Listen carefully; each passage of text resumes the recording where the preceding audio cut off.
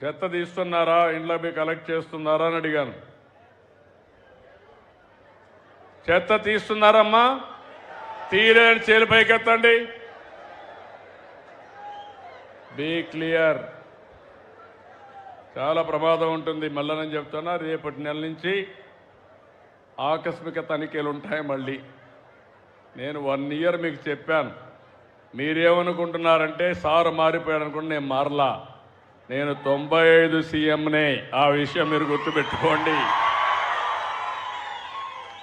మిమ్మల్ని క్యారీ చేయాలని చూస్తున్నాను తప్ప క్యారీ కాకపోతే మాత్రం